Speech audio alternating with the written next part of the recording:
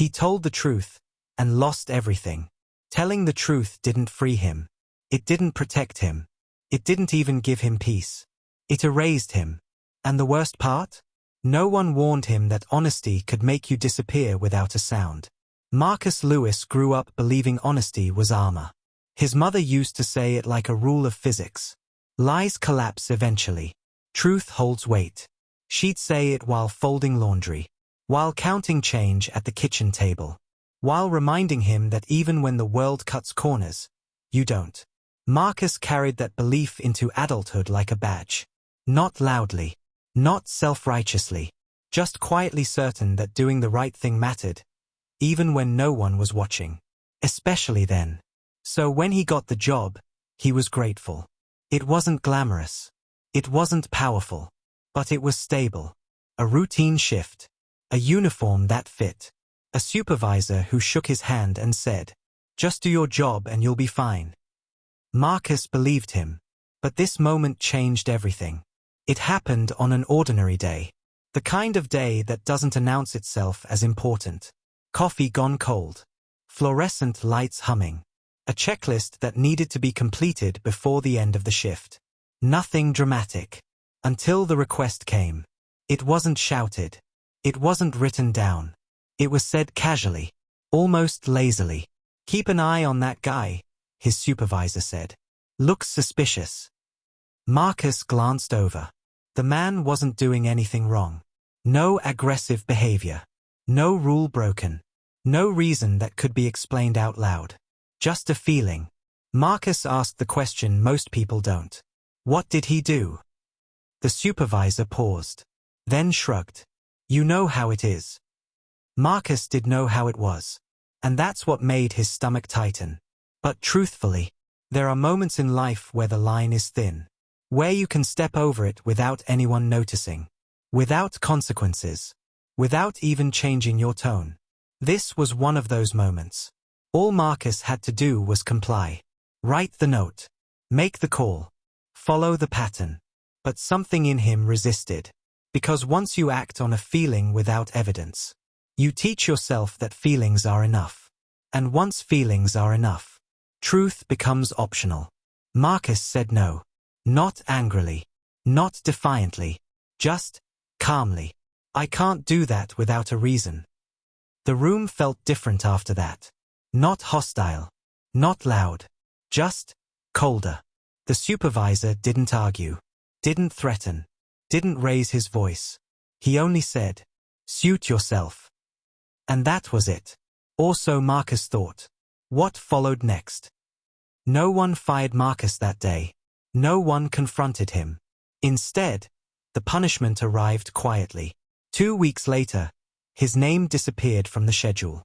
No explanation. No email. No meeting. Just absence. When Marcus asked about it, the response was vague. Budget issues. Restructuring. Nothing personal. His supervisor stopped making eye contact. Co-workers who used to joke with him suddenly found reasons to leave the room. Conversations ended when he walked in. Rumors started. Soft ones. Careful ones. His difficult. He doesn't fit the culture. He thinks he's better than everyone. None of it written. None of it official. But all of it effective. What next for Marcus? Marcus still believed the system worked. That belief was stubborn. So he filed a report. He documented everything. Dates. Times. Exact words. He thought facts would protect him. What he didn't know was that by the time he spoke up, the story had already been rewritten. And in that story, he was the problem. His refusal became insubordination. His concern became attitude. His honesty became disruption. The report went nowhere. Or worse, it went somewhere and came back changed. The consequences didn't arrive all at once. They came in fragments. Friends stopped calling as often. Then at all. Invitations dried up. People avoided being seen with him, not because they believed the rumors, but because they didn't want to be associated with them. Doors didn't slam.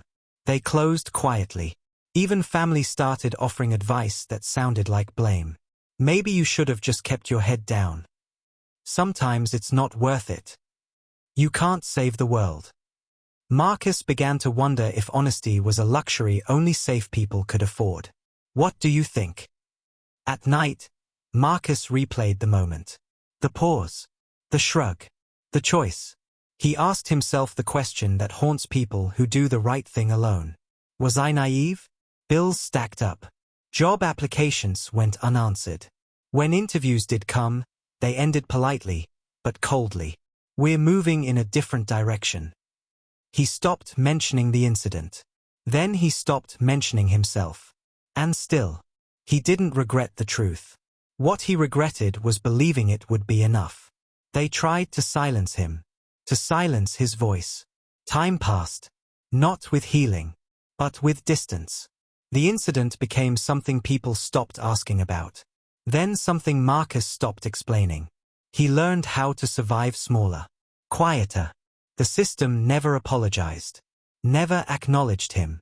As far as the official record was concerned, he barely existed. And maybe that was the point. Years later, another voice spoke up. Someone younger. Someone who didn't know Marcus's name. The same request. The same feeling. The same crossed line. This time, there were witnesses. This time, there was evidence. This time, the truth didn't stand alone. Investigations followed. Records were reopened. And buried deep in old paperwork, Marcus's report resurfaced. Unchanged. Unexaggerated. Ignored for years. His name appeared again. Not loudly. Not publicly. But officially. Not as a troublemaker. Not as a liar. But as the first one who tried.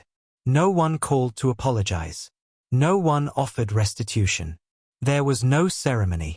Just confirmation. He had been right. And somehow, that still felt hollow. In the end, Marcus didn't get his old life back. He didn't get rewarded. But he got something quieter. The knowledge that when the moment came, when the line appeared, he didn't cross it. And that choice mattered. Even if it cost him everything. So here's the question. Is telling the truth still worth it? If you're the only one willing to pay the price? If you like more of exciting shorts like this one, kindly subscribe. We have the next episode waiting.